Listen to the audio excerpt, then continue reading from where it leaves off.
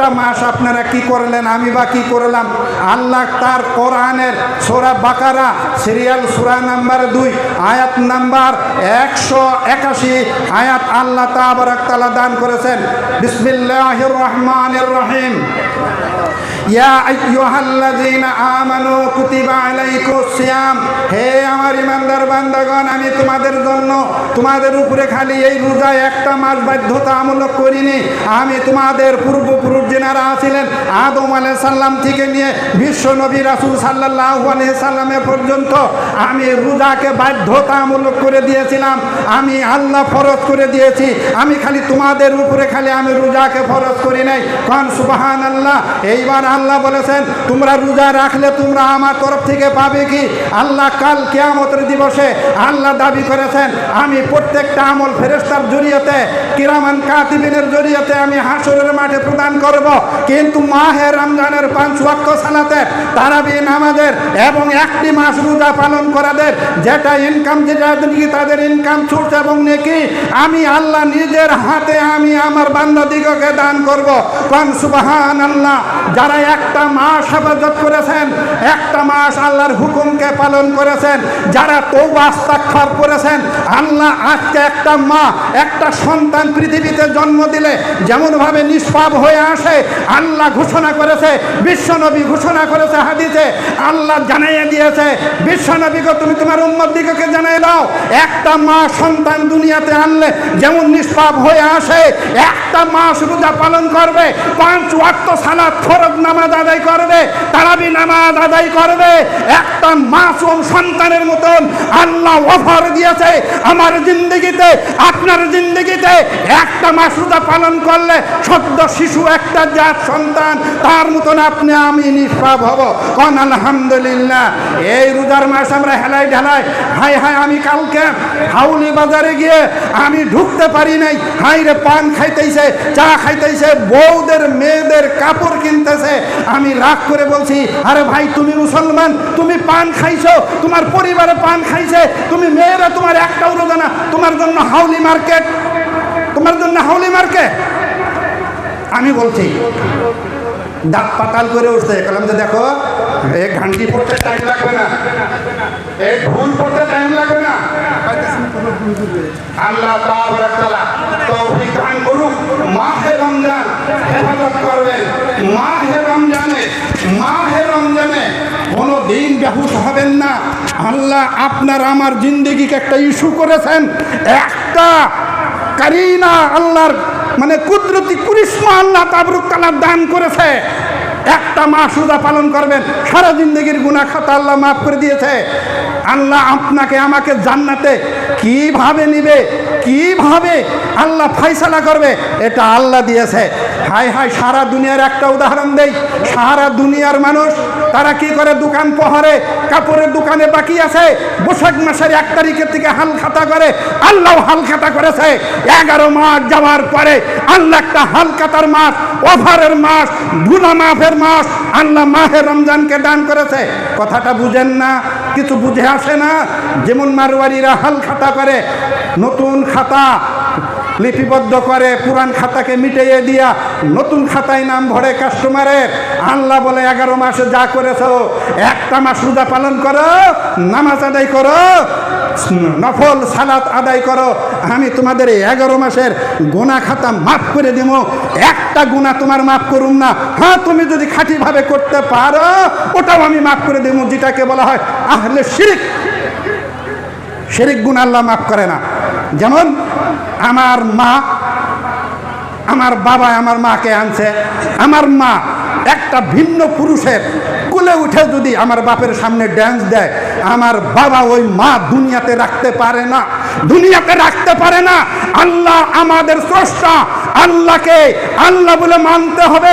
আর গায়রুল্লাহর উপরে যারা নজর মানে, গায়রুল্লাহর উপরে যারা তাওয়াক্কুল করে, নিজের মা যেমন অন্য একটা পুরুষের কুলে বসলে যেমন নিজের বাপ যেমন রাগান্বিত হয়, তার থেকে 70,000 গুণ আল্লাহ মার উপরে রাগান্বিত হয়ে যান। নাউযুবিল্লাহ মিন জালিক। একই বলা হয় শিরক গুনাহ। আল্লাহ তাবারক তাআলা দুনিয়ার মানুষকে সব কিছু দিয়েছে, কিন্তু বিবেচনা মানুষে করে চলে না, জানি শিরিক গুনাহ যত না থাকে তাও যদি আপনি তওবা করেন আল্লাহ মাফ করবে। কোথায় আছে? সূরা তওবা 11-12 সংশ্লিষ্ট পারা 112 নম্বর আয়াত 14 রুকুর আরম্ভণী আল্লাহ একটা আয়াত নাযিল করেছেন। বিসমিল্লাহির রহমানির রহিম। আত-তাইবুন, তওবা করনে ওয়ালা, মাহে রমজান হোক, গায়ের রমজান মাস হোক, যারা তওবা করে পাপ করার পর, আত-তাইবুন তওবা করনে ওয়ালা, ওয়াল আবিদুন ফরজ নামাজের বাদে তারাবি নামাজ পড়া আবিদুন ইবাদত, ওয়াল হামিদুন রাত্রে বৃষ্টি আসিল, এখন আল্লাহ শুকরিয়া আদায় করুন। যারা আল্লাহর নিয়ামতের শুকরিয়া আদায় গান করে কোন আল্লাহু আকবার। ওয়াল হামিদুন আস-সাইহুন, রোজা রাখনে ওয়ালা, এক মাস রোজা রাখেন নাই, আল্লাহর প্রশংসা করলাম না, আমার গুনার জন্য আমি তওবা করলাম না, তারাবি সালাত আমি আবিদুন ইবাদত করলাম না, নিশ্চয় করলাম। ওয়াল্লা হামিদুন জামাত পায় নাই, আস-সাইহুন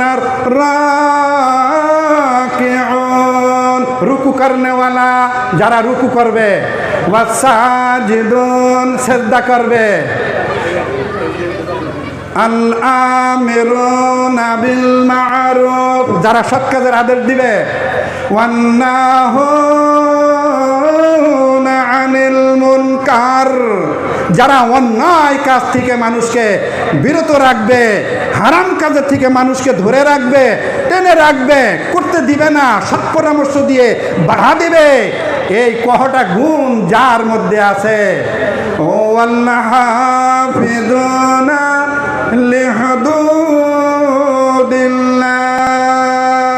আল্লাহর আইন যারা হেফাজত করে। আল্লাহর আইন কিভাবে হেফাজত? মাহে রমজান আসছে, আমি রমজানে রোজা রাখবো, 5 ওয়াক্ত সালাত আদায় করব, আমি তারাবি নামাজ পড়বো, আমি দান খায়রাত করব, আমি বিভিন্ন নফল ইবাদত করব, আমি রুকু করব, আমি সিজদা করব, কিবা গুনাহ আমার ভুলা হয়েছে আমি তওবা করব। আল্লাহ সুসংবাদ শুনিয়ে দিলেন যে কি, ওয়াবাশশিরিল মুমিনিন, তুমি মুমিন বান্দাদিগকে সুসংবাদ শুনিয়ে দাও, যাদের মধ্যে চরিত্রে আছে তওবা করা, যাদের মধ্যে আছে ইবাদতের লেশ আছে, যার মধ্যে প্রশংসা আল্লাহর কাছে করে, যারা নাকি রুকু করে, যারা নাকি সিজদা করে, যারা নাকি রোজা রাখে, যারা নাকি সৎ কাজের আদেশ দান করে, যারা নাকি অসৎ কাজ থেকে মানুষকে বাধা দেয়, যারা নাকি আল্লাহর আইনকে হেফাজত করে, নবী গো তুমি শুনিয়ে দাও তাদের জন্য সুসংবাদ, জান্নাতুল ফেরদাউস। কোন আল্লাহু আকবার। আল্লাহ রোজার মাস আল্লাহ আমাকে দিয়েছেন, আপনাকে দিয়েছেন। আল্লাহ রোজার মাসের বরকতের জন্য একটা আয়াত নাযিল করেছেন। আল্লাহ তাবারক তাআলা আপনাকে আমাকে কি পুরস্কার দিয়ে খুশি করবেন? আল্লাহ সূরা রহমান 26 পারা সূরা রহমান 47 নম্বর আয়াত, ওয়ালিমান খাফা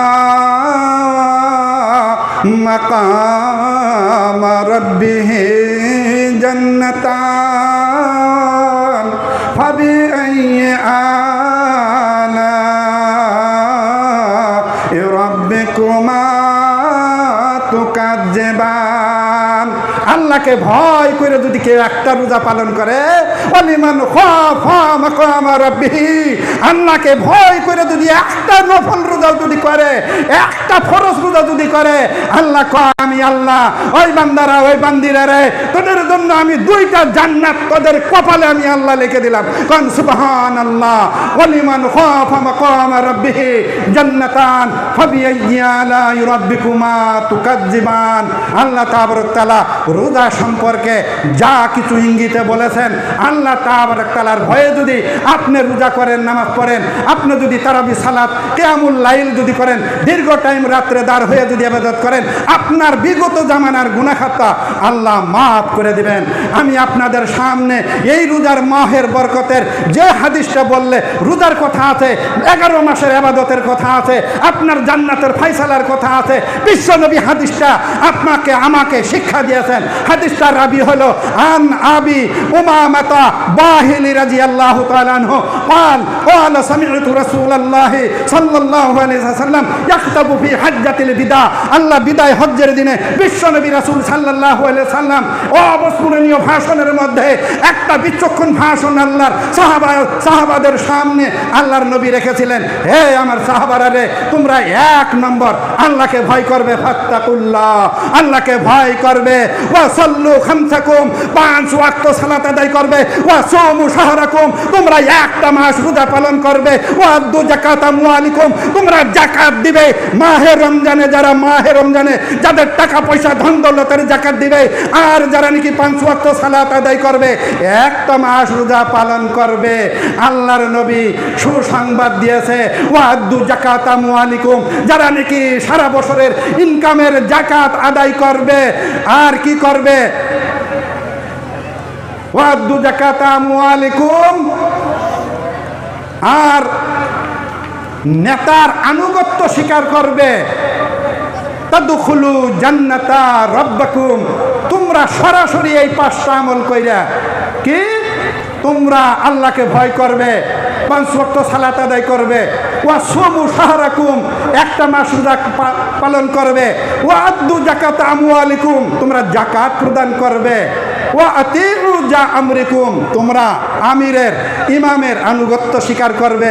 যদি ইসলামিক রাষ্ট্র হয়, রাষ্ট্রপতির শাসন মেনে চলতে হবে, মসজিদের ইমাম মুক্তাদির মেনে চলতে হবে, যারা মা ঈদে মাগগাহের যারা ইমাম, যারা এই সমাজের নেতৃত্ব দিছে, তাদের কথা মেনে চলতে হবে। একে বলা হচ্ছে আনুগত্য স্বীকার করা, আল্লাহর নবীর ডিসিশন, তাদখুলু জান্নাতা রাব্বাকুম, তোমরা জান্নাতে চলে যাবে, তোমরা জান্নাতে চলে যাবে, তোমরা জান্নাতে চলে যাবে। হাদিসটা ডকুমেন্ট অ্যাড্রেস দিচ্ছি, তিরমিজি শরীফের 616 নম্বর হাদিস, ইবনে হিব্বান একটা হাদিস সংকল্প বই, তার 795 নম্বর হাদিস। হাদিসটার রাবি হলেন আবি উমামা বাহিলি রাদিয়াল্লাহু তাআলা আনহু। যাই হোক, আপনাদেরকে আমি কষ্ট দেব না, আপনারা ধৈর্য সহকারে আধা ঘন্টা বয়ান শুনলেন, আমি আপনাদেরকে কষ্ট দেব না ইনশাল্লাহ। আমি আর বিশেষ বলবো না, কারণ আমি যেটা অনুরোধ করছিলাম, আমার বাপ ভাইয়েরা বুঝে না, চ্যাংরারা গেল, বয়সিয়াল মানুষ, তারা কোথায় গেল, তারা কোথায় মেল কি করবে, এটা হলো অমনোযোগী, এগুলা উচিত না। যাই হোক, আল্লাহ আপনাদিগকে বুঝার তৌফিক দান করুক। যাই হোক, আমি ইনশাল্লাহ বয়ান শেষ করতে, আপনারা তো জানেনই আমি মাহে রমজানেও মাদ্রাসার জন্য আমি বহুত সফর করছি। যাই হোক, আমি কোনো পার্সেন্টেজ খাই না। যাই হোক, আপনারা যা দান করেন আমি ইনশাল্লাহ জমা দেই। এখন কথা হলো, আপনাদের মনে যা চায়, জামিয়া সালাফিয়ার জন্যে, মাদ্রাসার জন্যে ইনশাল্লাহ আপনারা যা পারেন। দেখেন, আপনারা এমন কাজ করছেন, আমি খুতবা শর্ট টাইমের জন্য আমি কিছু বলতে পারলাম না। আমার এই অতদ্দ অঞ্চলের যে মুরব্বী বাপ চাচাদের সঙ্গে আমি বসছিলাম, সেই লোকগুলো নাই, খরমার সৌন্দর্য চলে গেছে।